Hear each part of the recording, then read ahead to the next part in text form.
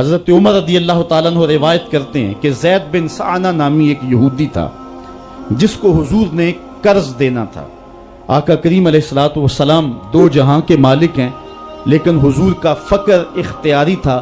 آقا کریم علیہ السلام کے گھر میں بسا اوقات کتنے دن چولہا نہیں جلا کرتا تھا۔ حضور ادھار لے کر کے لوگوں کی مصیبتوں کو بھی دور کرتے، اور گھر کا چولہا بھی بعض اوقات ادھار لے کے گرم کرنا پڑتا۔ اعلیٰ حضرت فرماتے ہیں مال کے کونین ہیں گو پاس کچھ رکھتے نہیں، دو جہاں کی نعمتیں ہیں ان کے خالی ہاتھ میں۔ تو کہتے ہیں کہ ایک دن حضور علیہ السلام کی خدمت میں ایک شخص حاضر ہوا جس کا نام زید بن سعانہ ہے اور یہودی ہے، اور اس نے حضور علیہ السلام سے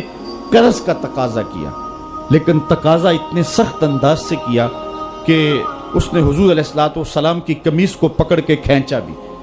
تو حضرت عمر رضی اللہ تعالیٰ عنہ نے جب دیکھا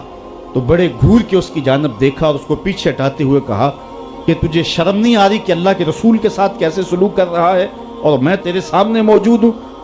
تو حضرت نبی رحمت صلی اللہ علیہ وسلم نے حضرت عمر کو کہا عمر مجھے تجھ سے اس بات کی توقع نہیں تھی۔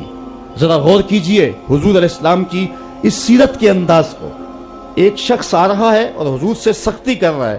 ابھی حضور کو قرض لٹانے کی جو تاریخ ہے اس میں بھی 4 دن باقی رہتے ہیں، اور وہ ناجائز سختی کر رہا ہے۔ حضرت عمر رضی اللہ تعالیٰ عنہ نے جب اس کو گھورا اور سختی کی تو حضور علیہ السلام نے فرمایا عمر مجھے تیرے سے اس بات کی توقع نہیں تھی، تمہارا کام تو یہ تھا کہ مجھے حسن ادا کی تلقین کرتے کہ اچھے انداز سے قرض واپس کرو، اور اس کو جو ہے وہ نرمی کی تلقین کرتے، اور پھر آقا کریم علیہ السلام نے فرمایا اس کا قرض ادا کر دو، اور اے عمر جو تم نے اس کو گھورا ہے اس کے بدلے میں 20 وسق زیادہ کھجوریں بھی تم اس کو دو گے۔ تو زید بن سعانہ نے جب حضور علیہ السلام کی اس سیرت اور اس کردار کو دیکھا، اور حضرت عمر رضی اللہ تعالیٰ عنہ 20 وسق اس کو کھجوریں دے رہے تھے، تو اس نے حضرت عمر کو بتایا کہ میں یہودی ہوں اور میں نے تورات کے اندر نبی آخر الزماں کی شان اور عظمتوں کے بیان کو پڑھا ہے، یہ بات ابھی رہ گئی تھی، باقی ساری نشانیاں میں نے حضور میں دیکھ لی تھی، اب یہ نشانی رہ گئی تھی، آج میں نے یہ بھی دیکھ لی۔ اور پھر وہ حضور کی خدمت میں حاضر ہو کر اسلام کے دائرے میں داخل ہو کر حضور کا اپنی غلام بنا۔ حضرت معاذ بن جبل رضی اللہ تعالیٰ عنہ فرماتے ہیں کہ ایک دن حضور گلی سے گزر رہے تھے اور میں ایک جانور کی کھال اتار رہا تھا، اور مجھے کھال اتارنے کا طریقہ نہیں تھا، مجبوراً مجھے کھال اتارنا پڑی۔ تو حضور گزرے تو مجھے دیکھا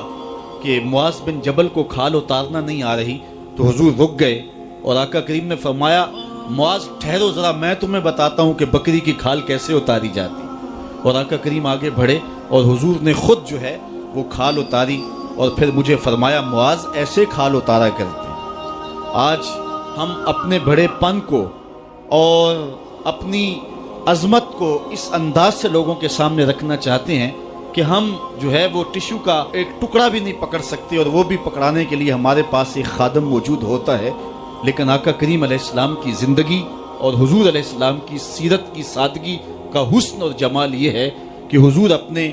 کپڑوں کو خود مرمت کر لیتے ہیں اور اپنے دیگر کام خود کرتے ہیں اور بطیب خاطر کرتے ہیں، اور اس میں کوئی چیز اپنے لیے شرمندگی کی محسوس نہیں کرتے ہیں۔ حضرت حسن رضی اللہ تعالی عنہ حضور علیہ السلام کے نواسے بھی ہیں، اور آقا کریم علیہ السلام کی صحابیت کا شرف بھی پایا ہے۔ کہتے ہیں کہ کانا یجلس علی الارض، حضور علیہ السلام کی سیرت یہ ہے کہ حضور زمین پہ بیٹھ جاتے تھے، زمین پر بیٹھنے میں حضور شرمندگی محسوس نہیں کیا کرتے تھے، اس کو اپنے سٹیٹس کے خلاف نہیں سمجھا کرتے تھے، زمین کے اوپر حضور بیٹھ جایا کرتے تھے، اور فرماتے ہیں وَيَطْعَمُ، اور زمین کے اوپر بیٹھ کر کے حضور علیہ السلام کھانا تناول فرمایا کرتے تھے۔ حضور کی عادت یہ تھی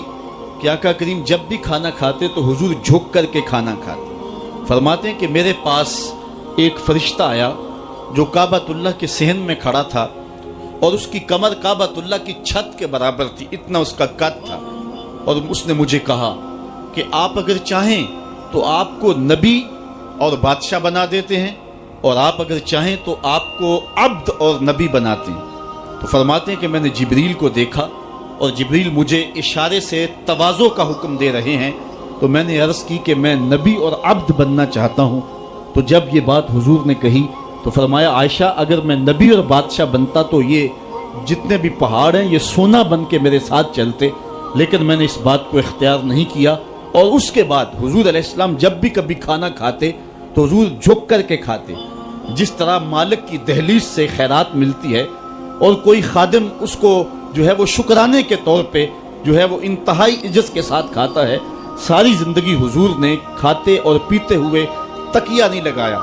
ہاتھ میں پلیٹ پکڑ کے اکڑ کے یا ٹہل کر کے یا جو ہے وہ بالکل سیدھے ہو کے نہیں، تھوڑا سا جھک کر کے بغیر تکیے کے حضور علیہ السلام کھانا کھانا پسند فرمایا کرتے تھے، اور فرماتے میں اس طرح کھاتا ہوں جس طرح بندے کھاتے ہیں، اور میں اس طرح بیٹھتا ہوں جس طرح اس کے عبد اور اس کے بندے بیٹھتے ہیں۔ یہ حضور علیہ السلام کا طریقہ ہے۔ ایک دن آقا کریم علیہ السلام ایک چٹان کے اوپر بیٹھے تھے اور حضور علیہ السلام قدید کھا رہے تھے، یہ خشک گوشت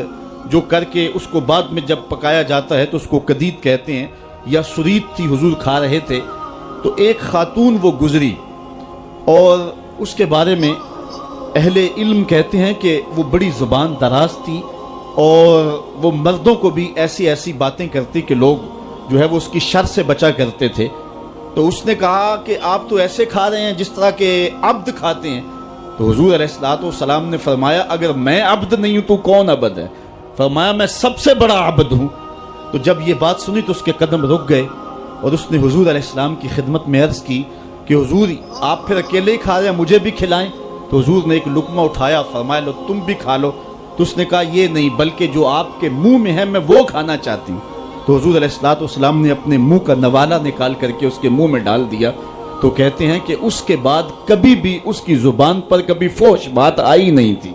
حضور کے جوتے کی وہ برکت تھی اور اس کا وہ فیضان تھا کہ اس کے اندر ایسی روشنی ہو گئی۔ پہلے وہ سخت لعان تھی، گالیاں دینے والی تھی اور فحش گفتگو کرنے والی تھی، لیکن حضور علیہ السلام کے جوتے کی برکت سے اللہ تعالیٰ جل شانہ نے اس کی زبان کو حسن بھی دے دیا اور جمال بھی عطا فرما دیا۔ تو حضور علیہ السلام کی عادت تھی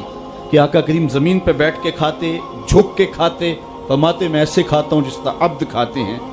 وَيَلْبَسُ الْغَلِيظ، اور آقا کریم علیہ السلام موٹے کپڑے پہنتے تھے، باریک ترین کپڑے پہننے سے حضور نے گریز کیا ہے۔ اور یہ وَيُطِيلُ الصَّلَاةَ، اور حضور کی نماز لمبی ہوا کرتی تھی۔ وَيُقَصِّرُ الْخُطْبَةَ، اور خطبہ حضور مختصر فرمایا کرتے تھے۔ وَلَا يَعْنِفُ أَن يَمْشِيَ مَعَ الْأَرْمَلَةِ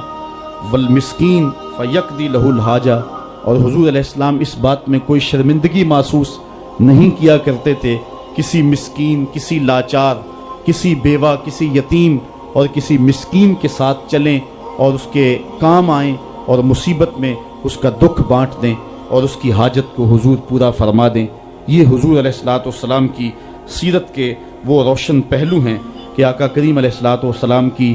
سیرت زمانے کے سامنے ایسا نور بانٹتی ہے، ایسے اجالے پھیلاتی ہے۔ ایک شخص نے حضور علیہ السلام سے وعدہ کیا کہ آپ یہاں رکیں اور میں ابھی آتا ہوں، تو آقا کریم علیہ السلام اس کے انتظار میں وہاں رکے۔ 3 دن گزر گئے اور وہ نہ آیا، چونکہ حضور وعدہ کر چکے تھے کہ میں تیرے آنے تک یہاں رہوں گا۔ تیسرے دن اس کو جا کے یاد آیا تو وہ واپس پلٹا، تو آقا کریم نے جواب میں صرف اتنی بات کہی، آپ نے فرمایا یا فتح قد شککت علیہ، اے نوجوان تو نے تو مجھ کو مشقت میں ڈال دیا۔